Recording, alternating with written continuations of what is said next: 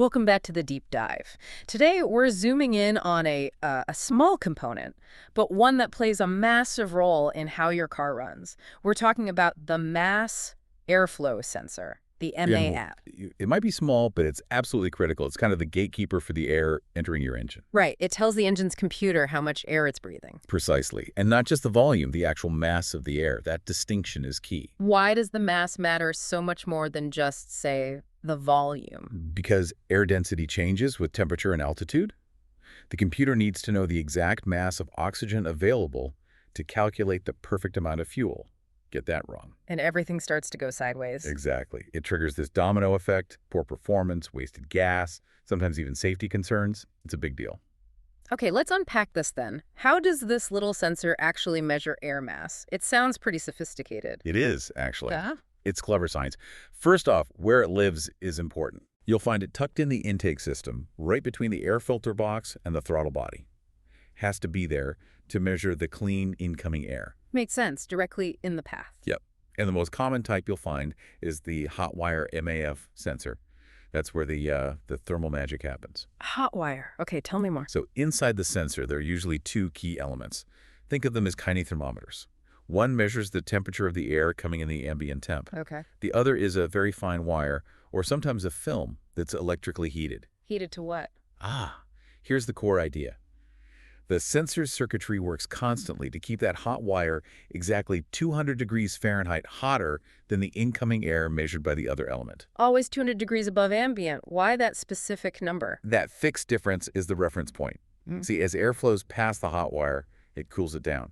More airflow, more cooling effect. Right, like blowing on hot soup. Exactly like that. Yeah. So to maintain that precise 200-degree difference, the sensor has to feed more electrical current to the wire to counteract the cooling.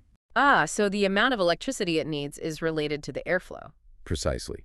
The more current required to keep the wire at that target temperature, the greater the mass of air flowing past it. It's an indirect measurement, but very accurate. So it's not sending a pounds per minute air reading, it's sending an electrical signal based on current draw. You got it. That electrical signal goes straight to the engine computer, the PCM or ECU. And the PCM translates that electrical signal back into an air mass value. Yes. It knows exactly how much air mass corresponds to that level of electrical current. And that information is the absolute foundation for calculating how much fuel the injectors need to spray. To get that perfect air-fuel ratio for combustion? The perfect ratio. If that initial MAF sensor data is wrong, maybe the sensor is dirty or failing, then the PCM gets garbage information in. Garbage in, garbage out. The fuel calculation will be wrong. Completely wrong. And you, the driver, will feel it almost immediately. Okay, that makes sense. So that leads us right into the symptoms. What does it feel like when the MAF sensor starts, lying to the computer? Well, the problems usually manifest as the engine running incorrectly, typically either too rich or too lean. That's the root of most symptoms. Let's quickly define those, rich and lean. Sure. Running too rich means there's too much fuel being injected for the amount of air actually present. Okay, why would that happen with a bad MAF? Usually it's because a dirty MAF sensor underreports the airflow. The computer thinks there's less air than there is, but sometimes the programming overcompensates, or the sensor fails in a way that makes it overestimate the air. Either way. Too much fuel gets dumped in. Right. And the signs are pretty obvious. You might see black smoke coming out the exhaust that's unburnt fuel. Your fuel economy will tank. Makes sense. You're just wasting gas. And you'll likely have a really rough, heavy idle. The engine just doesn't sound happy. Okay, so that's rich. What about running lean? You said that can be worse. It often is, yeah. Running too lean is the opposite. Too much air for the amount of fuel. This typically happens when the MAF sensor is failing and consistently underestimates the air coming in. So the computer holds back on fuel. Correct. Now, initially, this might not seem so bad. You might even get slightly better fuel economy for a short time. But there's always a but. Running lean causes combustion temperatures to skyrocket, way hotter than the engine is designed for. That sounds damaging. Very. Prolonged lean running can lead to detonation or engine knock, misfires, and eventually serious internal damage like burnt valves, damaged pistons, even catastrophic engine failure in extreme cases. Wow. Okay, so lean is definitely not good, even if it saves a tiny bit of gas initially. Not worth the risk at all. So these rich or lean conditions, how do they translate into what you actually feel when you're driving? You'll notice it in drivability, Hmm. big time. Things like hesitation or stumbling when you accelerate. You press the gas and the car just bogs down for a second before picking up. Or it might jerk. Especially when you need power, like merging onto a highway. Exactly. That can be dangerous, actually. You expect the car to go, and it just doesn't respond properly. What about that surging feeling, like the car's lunging slightly on its own? That's another classic symptom. The RPMs might jump up a bit even when your foot is steady on the pedal. That's the PCM trying and failing to stabilize the mixture. And rough idle, stalling. Oh, yeah. Inconsistent idle speed, maybe the engine vibrates a lot when stopped or just stalls out completely, especially when it's warm. Low RPMs are really sensitive to the wrong mixture. And the most obvious sign for many people. The check engine light. A failing MAF sensor will usually trigger that light pretty quickly. Right. Time to grab the OBD-II scanner. Yep. And you'll likely see codes in the P010 to P0104 range. P0101 is a really common one. It specifically points to a MAF sensor performance issue, meaning the readings are out of the expected range. Okay, P01001. Good to know. Any other common symptoms? Hard starting is another one. If the MAF is giving bad data right from startup, the computer can't figure out the right mix to even get the engine running easily. So lots of cranking. Maybe it won't start at all, especially when it's cold. Exactly. Too rich, it floods. Too lean, not enough fuel to ignite properly. It's a mess. Now here's where it gets really interesting. If we connect this to the bigger picture, let's talk transmissions. Wait, the MAF sensor can affect the transmission? How? They seem like totally separate things. They're separate components, but they talk to each other through the main computer, the PCM. Remember how we said the MAF measures air mass? Yeah.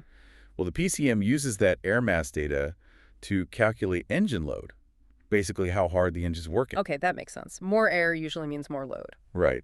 And in most modern cars with automatic transmissions, the PCM uses that engine load information to decide when to shift gears and how firmly to shift. Ah, I see where this is going. If the MAF is sending bad load data, The transmission gets bad instructions. It might shift at the wrong times, too early, too late. It might shift really harshly or abruptly. or that annoying gear hunting where it keeps shifting back and forth. Exactly.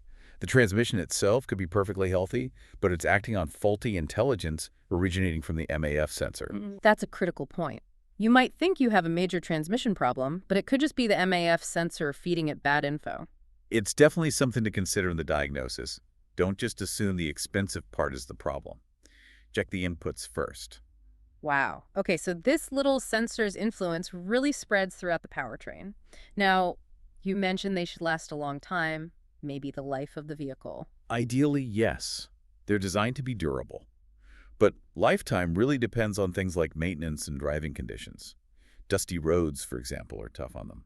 So what usually causes them to fail prematurely? By far, the most common culprit, according to all the sources, is contamination.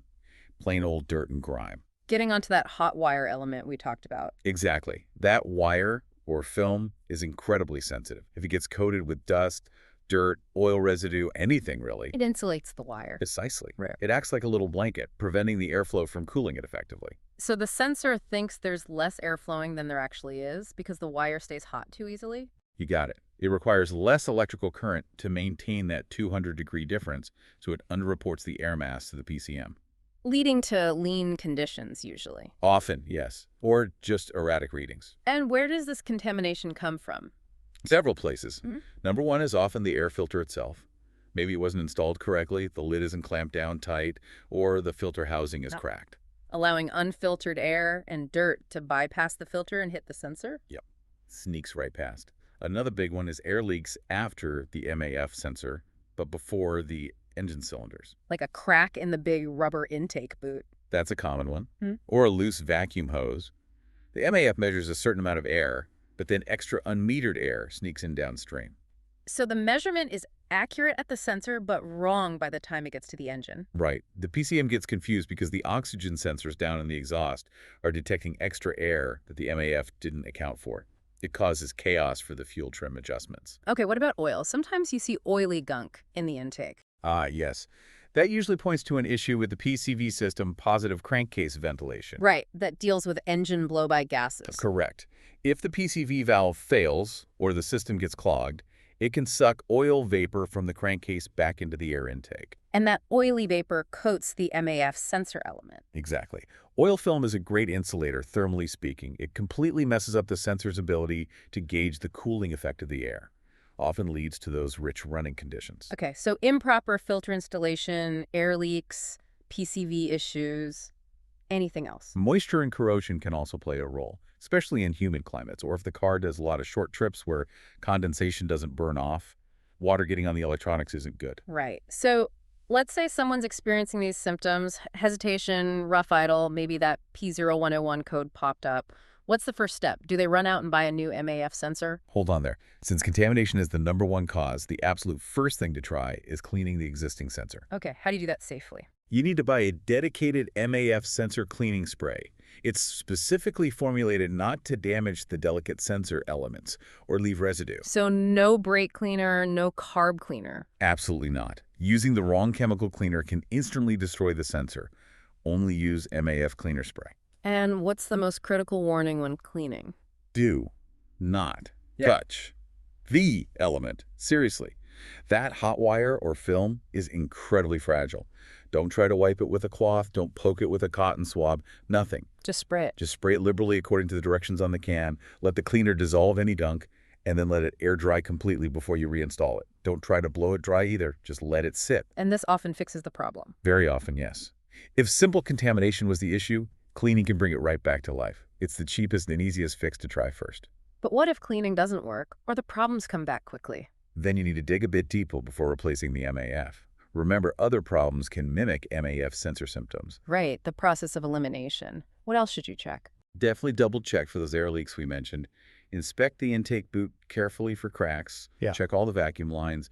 Make sure the air filter is clean and properly seated. Okay. Also, and this one's a bit trickier, consider a restricted exhaust. If your catalytic converter is clogged, the engine can't exhale properly. Which affects how much air it can inhale. Exactly. It messes with the airflow dynamics the MAF is expecting to see, even if the MAF sensor itself is working fine. Yeah. It might throw a P0101 code because the airflow reading doesn't match what the PCM expects based on throttle position and RPM. So rule out leaks, check the filter, consider the exhaust before condemning the MAF sensor itself. Definitely. Saves you buying a potentially expensive part you might not need. Okay, but let's say you've done all that and you're confident the MAF sensor is the problem. Time for replacement. Any advice there? Yes, absolutely. The sources are pretty unanimous on this. Stick with OEM or manufacturer-supplied parts if you can. Original equipment manufacturer? Yeah. Why not the cheaper aftermarket ones? Because, as we discussed, that MAF sensor is precisely calibrated for the specific airflow characteristics of your engine and intake design. The thermal properties, the response rate, it's all tuned. And a generic aftermarket part might be slightly off. It might be compatible, but its readings might not be as accurate or consistent across the whole operating range. You could end up chasing the same kinds of problems you were trying to fix, or just not getting optimal performance and economy. So pay a bit more for the OEM part for peace of mind? Generally, that's the recommendation, yes. And is replacing it something a DIYer can typically handle? Usually, yes. It's often pretty accessible. You'll need to disconnect the negative battery terminal first, of course. Then typically you'll loosen clamps to remove a section of the intake ducting, unplug the electrical connector from the sensor, and then unscrew the sensor housing itself, usually just a couple of bolts or screws. Then install the new one and put everything back together. Seems straightforward enough for many people. Okay, final question. It's a practical one. Can you actually drive the car if you know the MAF sensor is bad? Say, while you're waiting for the part. Technically, the car will likely try to run. The PCM isn't stupid. It usually recognizes the sensor failure and enters a limp mode. What does limp mode mean in this case? It means the PCM ignores the faulty MAF signal and falls back on pre-programmed backup tables, or maybe relies more heavily on other sensors, like the throttle position sensor, to estimate airflow. So the car will move. It'll likely move, yes, but performance will be terrible. Very sluggish, poor shifting, awful fuel economy. But the bigger issue is, you really shouldn't drive it like that unless it's an absolute emergency to get off the road. Oh, why not? Because you risk engine damage. Remember the lean and rich conditions? Even in limp mode, the fueling is just a guess. Running significantly rich or lean for extended periods is really hard on the engine internals and the catalytic converter. Plus, the lack of power and potential stalling is a serious safety hazard in traffic. Got it. So limp mode is for emergencies only, not for your daily commute while waiting for Amazon. Exactly. Get it fixed properly as soon as possible. So, wrapping it all up, think of the MAF sensor as your engine's nose. It's smelling the air, telling the brain exactly how much is coming in. When it fails, the whole air-fuel balance gets thrown off. You see symptoms from rough running and black smoke all the way to weird transmission shifting. The key takeaway for you is diagnose carefully. Check those codes like P0101. Look for the simple stuff first, contamination, leaks. Try cleaning before you replace. And acting quickly when you notice problems saves you fuel, keeps the car running smoothly, and helps you avoid much bigger, more expensive engine repairs down the line. So as you think about all this, here's a final thought. We've seen the MAF sensor influences fuel, engine load calculations, even transmission shifts. Given how deeply integrated this one air measurement is, how many other decisions does your car's computer make based, at least partly, on that single signal? It's measuring air, but it seems like it's governing almost everything the powertrain does. Makes you realize how crucial that one little sensor